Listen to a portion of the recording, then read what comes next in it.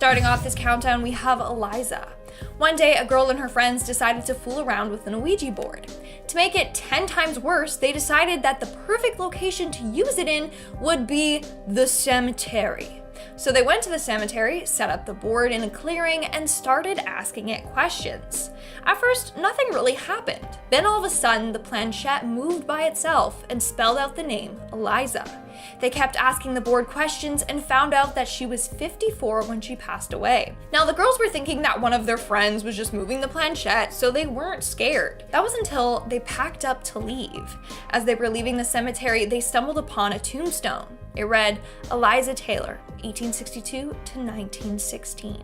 So they were in contact with a real spirit this whole time. And the last message that she sent to them was, don't go. She wanted them to all stay with her. In our ninth spot, we have the manipulation. Ouija boards open the doors for anything to come through to speak to you. What's scary is that you don't know the intentions of the spirits that you get in contact with. In fact, it's said that evil spirits will often manipulate the players to gain their trust. They may do so by telling you information you want to hear. They may claim that they're a deceased relative, but in turn, they can just say that so that they can gain control of you. Once you let your guard down, thinking you're in contact with a peaceful spirit, then they can use this to get into our world and wreak havoc on your life. Moving on to number 8, we have the connection. If you are foolish enough to play with an Ouija board, just know that you should never use it in your home. The reason being, well, if you don't properly break the connection between the spirits you summoned, then guess what? They are now going to be residing in your home. Basically, they will feed off your energy and try to weaken you to gain control of you. Their energy will constantly be present in your home and you'll be subjected to constant torment. In our 7th spot, we have the malevolent spirits. Like I mentioned before, the Ouija board opens the doors to the spiritual world. There's no way to predict or control what comes through. As a result, you may get in contact with a malevolent spirit with sinister intentions. They could physically and mentally hurt you. Now, if you're using the board and the planchette starts counting down or going through the alphabet, then you should immediately end your session by saying goodbye. A lot of users claim that this is one sign that you have gotten in contact with an evil spirit. Another warning sign is if the planchette repeatedly makes a figure 8 or infinity symbol. Again, you should end the session immediately by saying goodbye. This is another thing that evil spirits will do. So stay safe and please don't allow evil spirits into our world. Moving on to number 6, we have the possession. Okay. One of the more obvious reasons to why you shouldn't use the board is because you could become possessed. This isn't a joke. There have been several reports of Ouija boards triggering demonic possessions. In November 2014, 35 students at a school in Bolivia were all sent to the hospital after playing with an Ouija board. It was believed that they all became possessed. They had fallen into a trance-like state, were profusely sweating, were more aggressive, and had rapid pulses. Then, over the years, there have been other reports of people getting possessed while using this board. Mexico especially is said to have a lot of reported possessions. We are now at our 5th and halfway mark with the creepy doll. Now, if you still think that it's okay to play with an Ouija board, then here is a true story that will convince you otherwise. This story was posted on Reddit by the user Jake Nichols. He shares the time that him and his family were using a Ouija board in their basement. Good family bonding, I guess. At first, the board wasn't really working. Then out of nowhere, it said one of the guy's social security number. Then the entity started sharing more creepy personal information. The last thing the entity spelled out was the word doll. Well, prior to playing with the board, the group moved a porcelain doll out of the room and placed it on a stack of towels. They did this because they were creeped out of having the doll in the same room as them. After the Ouija board spelled the word doll, they heard a knock on the door where they put the porcelain doll in. When they opened the door, the doll was now standing upright straight in front of them, staring at them. Moving on to number 4, we have the death date. Again, this is a real story. This story was posted on Reddit by the user Anuvin. Basically, there was this one girl who was friends with a boy named Johnny who was suffering from cystic fibrosis. As a result, he was recently hospitalized. One day, her and her friend Shelly decided to play with an Ouija board. One of the questions they asked was about Johnny's condition. But all the board did was spell out the date, June 24th, 1987. Well, on June 24th, Johnny sadly passed away. That's crazy. It just shows you how powerful these spirits are and how much they know about us and our lives. In our 3rd spot, we have the injuries. Demons or evil spirits are very, very powerful and should never be underestimated. If you come in contact with one while playing, then they could physically or mentally harm you. In fact, one man who played with an Ouija board claims that he woke up with sore, unexplained bruises all over his body. Another woman was playing with the board when she felt like she was being choked. She couldn't breathe, and later there were bruise marks on her neck. Other players claim that they have been scratched by entities, and one even claims that after using the board, he was pushed down the stairs by something that they had contacted. In our second spot, we have Zozo. Using an Ouija board puts you at risk for contacting an evil demon known as Zozo. On March 24th, 2009, the presence of Zozo first came to light when a man named Darren Evans shared his interactions with Zozo online. He was playing with a board when he contacted a spirit who called itself Zozo. At first, according to Evans' account, the interactions with Zozo were seemingly harmless. He experienced noises, moving objects, and flickering lights. Then he started getting scratches and bruises on his skin. During one session with Zozo, he had to rush into the bathroom where his girlfriend was giving their 1-year-old daughter a bath. His girlfriend was gone, and the tub was overflowing, and his daughter was drowning. He believes that Zozo was behind this. Now, you see, tons of other people have come forward and claimed that they have also come in contact with a spirit that calls itself Zozo. It is said to target mentally unstable and vulnerable users. Zozo even has been linked to murders and suicides throughout the world. In fact, this entity dates back to 1816. It is mentioned in the book Dictionnaire Infernal by Colin de Plancy. This book tells the story of a young girl who gets possessed by 3 demons: Minnie, Capulet, and Zozo. It's said that if Zozo reveals itself while you're using the board, to end the session immediately before you become his next victim. And in our number 1 spot, we have the death. This reason alone should prevent you from playing with an Ouija board. It is said that the board can kill you. Well, not the board itself, although I'm sure some people have used it as a weapon sometime in their life. But no, the board itself isn't deadly, it's the spirits you get in contact with that are. So evil spirits can kill you in multiple ways. They could cause you to get a viral disease by attacking your immune system. They can manipulate you mentally so that you end up taking your own life. Or they can cause unexplained accidents. In fact, one girl claims that a spirit that her and her friends contacted was responsible for her friend's mother's death. Apparently, after contacting the spirit through the board, a week later, her mom's friend died suddenly from cancer. Then the same week, her own mom was rushed into the emergency room, but thankfully, she survived. In another account, a girl says that her grandmother was killed after messing with an Ouija board. Later that day, her grandmother was struck and killed by a distracted driver. So not only do Ouija boards have the power to take your life, but they can also kill your loved ones too. Alright, so starting off this countdown at number 10, we have possession. We were just talking about it. So I don't know which idiot would even do this, but never ask a demon to possess you. What? But people actually do that. People do ask a demon to possess them. Spirits just love possessing humans anyway, so the fact that some idiot would be dumb enough to actually invite them to do so is like a free pass. They will do it and you will lose your free will, as a spirit will literally live in you as you. You don't even know what entity you're dealing with on the other side. You could literally be asking Beelzebub to possess you and you'd have no one to blame but yourself. I mean, in my opinion, it's pretty obvious to not ask the board about possession or for a spirit to possess you, but you'd be surprised about the number of people that actually ask these questions. Seriously, you think it's cool to start foaming at your mouth and have blood pouring out from your eyes as you start crawling on all fours? Nah, you are getting sent straight to an asylum where you will spend your life locked away. I just don't like when they crawl on all fours. How do you do that with your, how do you do that? How do you do that? That's actually their spine is like in half. Oh, like, no. I don't know how spirits do that. In our 9th spot, we have George. When Reddit user Treeman was little, his mom invited him to play an Ouija board with her. Not judging, but I am. Why? Why would you invite your kid to play? It's not a game. Anyways, he joined in and started spelling out joke words like poop and fart. He found it so funny. That was until her mom asked the board about her missing friend. He had been missing for a month or so and no one knew where he was. At first, the board spelt out George, the name of the friend who went missing. The next thing it spelt out was lake. About 2 weeks later, they found George's body. He had been hit by a car while on a bridge and his body fell into the lake below. The Ouija board literally solved this man's disappearance. In our 8th spot today, we have the creepy doll. So a couple of years ago, the narrator, his cousins, dad, and best friend were all using an Ouija board in their basement. Now, prior to using the board, they decided to move this creepy porcelain doll out from the basement and place it into another room. Good idea, dolls creep me out. Plus, we've seen Annabelle, we know that demons can inhabit dolls. Anyways, they began using the board, and at first, it wasn't working. That was until the planchette started moving randomly to random numbers. But these weren't any numbers. They were one of the guy's social security numbers. To make sure it wasn't a prank, they asked the board to show itself or to prove that it was really there with them.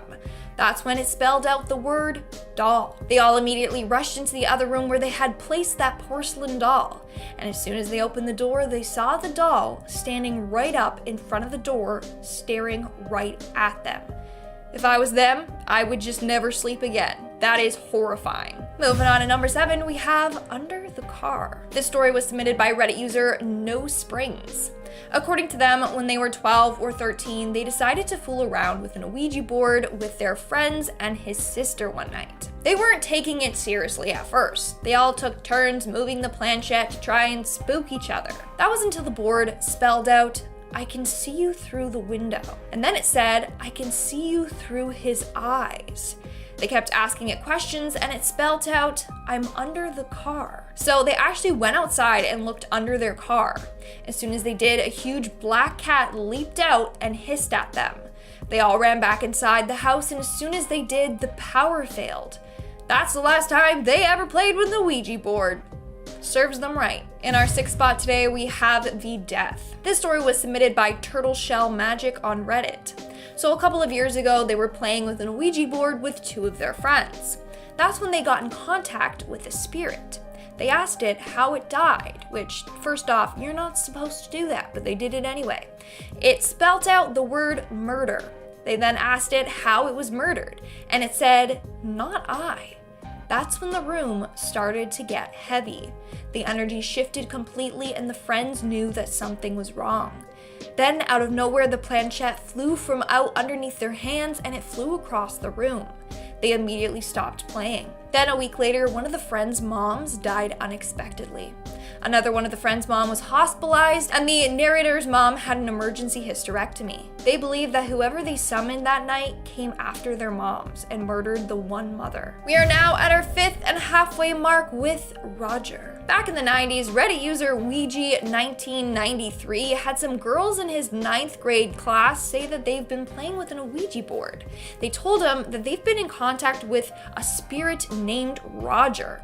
So he decided to join them after school one time to see if they were being serious or if it was cap. At first, he wasn't buying it and thought the girls were just moving the planchette by themselves. So he decided to ask the board a question that only he should have known the answer to. He had just gotten his grade back from a science test, so he asked the board what his mark was, and the board got it right. So he believed that it was real, and they continued on playing with the board. That was until the board kept calling one of the girls the B word, like it really hated her, but it seemed to have a liking towards him. Eventually, they learned that Roger had been stabbed to death. After that night, the guy decided to go home and look for any murders in the area involving a man named Roger. And sure enough, he found the spirit that they had been talking to. His name was Roger Stevenson, a 35-year-old man who was stabbed to death during a robbery gone wrong. His attacker's name was Sam. Remember that girl that Roger didn't like and kept calling a bitch? Well, her name was Sam. Coming in at number 4, we have the entity. Like I said, you don't want to play with Ouija boards. You run the risk of unleashing some evil entity or demon, which is exactly what happened to this next user. So they were using the board all by themselves and they didn't say goodbye to it properly. After that, they kept feeling as if something was watching them. Then weird things started happening. Doors would open and close on their own. They would hear footsteps in the house. Sometimes they would even wake up in the middle of the night to their covers being pulled off of them. Not only that, but the Ouija board would sometimes disappear only to reappear somewhere else days later. Eventually, it got so bad that she needed to get her house blessed. She had her hair pulled, her body scratched, and she was even choked. One time she even saw the entity appear in the corner of her room. It presented itself as a dark mass. Needless to say, this is a great example as to why you don't mess with the paranormal. Coming in at number 3, we have the instructions. In 1983, Bunny Dixon, her boyfriend Anthony Hall, and another couple were fooling around with the Ouija board when it gave them a very specific set of instructions. It told them to flee their home and join a carnival in Virginia. It also told them to rob and murder a motorist in order to get enough money to follow through with this plan. So they did what the board asked them to. They killed a motorist and robbed him and fled. But eventually the couples turned on each other and were all arrested. They tried to blame the board for their actions, but that did them no good and they were all convicted of murder. Moving on to number 2, we have the sacrifice. In 1995 in London, 2 young boys, Michael McCallum and Michael Eridge, decided to play with an Ouija board. While playing with the board, it spelled out kill. McCallum took this as a sign to kill the other Michael. He thought that he was in contact with Satan and that he was making a sacrifice for him. In the end, he was charged with manslaughter and served his time inside of a mental institution. And in our number 1 spot today, we have the woodchipper. One day, this narrator was talking to her great aunt and got on the topic of marriage. She then asked her why she was never married. And apparently when she was 16, she did have a pretty serious boyfriend. One night she was using a Ouija board and asked it if he would be the man she would marry. The board responded with no. She then asked it if they would break up. It also said no. So she asked if one of them was going to die. It responded with yes. She asked it if it was her or her boyfriend, and it said goodbye. A week later, the boyfriend was in a wood chipper accident at the mill where he worked and he passed away. The Ouija board had predicted this. Starting off this countdown, we have the rules. So for those of you who don't know, Ouija boards come with a strict set of rules. When I was young and dumb, I never knew these rules and me and my friends would just fool around with no care. Seriously, like the board doesn't come with a set of instructions. At least the one that I had didn't. But these rules are super important. Let me stress that again. Super important. Basically, if you don't accurately follow them, then it puts all the players at risk. So here are some important rules to follow. And in no means is this meant to be like a guide for you to use. So you should always say goodbye when you're done playing. And by saying goodbye, I mean you actually say it verbally and then you move the planchette to goodbye. This should cut the connection between the spiritual world and our world. You also can never tease, disrespect, or make fun of the spirits or board. This angers them. You should never play alone. This makes you more vulnerable to being attacked by evil spirits. Never play in a cemetery. It's pretty self-explanatory. Never ask the board when you're going to die. Never burn the board. Never invite the entity to make noise or show itself. And lastly, never ever leave the planchette on the board. It's considered bad luck. There are several more rules you have to follow, but basically if you mess up the rules or don't follow them, then it puts yourself in danger. Coming in at number 9 is illness. I don't know why I said it with a smile, but we're gonna go with it. Now, when you're communicating with spirits in the afterlife, a very common question anyone would want to ask is about their own health. I mean, they're ghosts. Surely they know more than we do. I mean, that's the least I expect. Now, you're there using the board hoping to find out if you're getting sick, if you're already sick, if someone you love is sick, or so on. And I get it, why wouldn't you want to know in advance so you could prevent it? But multiple paranormal experts alike claim you shouldn't ask Ouija board questions regarding disease, illness, treatment, or anything like that, and they have good reason to think so. For one, the entity you could be talking to could have died in like 1864, meaning they have zero knowledge of modern healthcare practices and could probably misdiagnose you and tell you have like the bubonic plague when you really just have bronchitis. Secondly, the answer could stress you out and not even be true, and the stress would then weaken your immune system and get you sick, aka the whole thing would turn into a self-fulfilling prophecy. All in all, don't do it, lads. At number 8, we have the future, and believe me, we know how tempting it would be to ask a Ouija entity about your future. Like, I want to know so many things. When will I get married? To who? What will life be like? Will Trump ever get impeached? Etc. But you shouldn't do it. Things change all the time. The future isn't set in stone, so what could the entity even tell you? I mean, that honestly really depends on what you believe. Muslims believe that your life is pre-written, so there's a course your life is meant to follow, whereas others believe it's constantly changing. And spirits may not have all the answers that we're looking for. I mean, I don't think they have harnessed the power of time travel. As a result, whatever answers you get from them, probably made up. Maybe they say something extremely terrifying, like that we all die from a big pandemic. That's too close to home, Lindsay.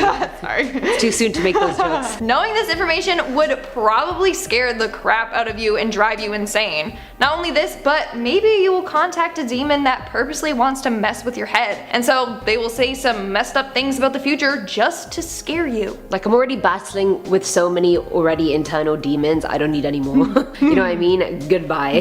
Making our way down the list at number 7, we have the cause of death. When using a Ouija board, you are communicating with a once living soul. If you begin prying into their personal life, it may upset them, especially if you start asking questions about how they died. I think it's safe to say that they probably don't enjoy being dead, and so they will probably be very uncomfortable if you start asking them about it. Keep in mind, you're the living one and they aren't. They are jealous that you are still alive and that they are no longer. If you keep asking them questions about death, then they may become upset, and that's the last thing you want to do, make a spirit angry. How would you feel if you suffered a tragic death and next thing you know, a little 16-year-old named Brittany is fooling around with the board making jokes about your death? I know that would piss me off. And who knows what kind of abilities they have. Anger them enough and they could make you pay. This is exactly what happened to a group of friends. Apparently they summoned a spirit with the board and started asking intimate questions about their death. Next thing you know, the spirit knocked over a candle and that caught a bunch of paper towels on fire and half of the kids' living room got burnt down.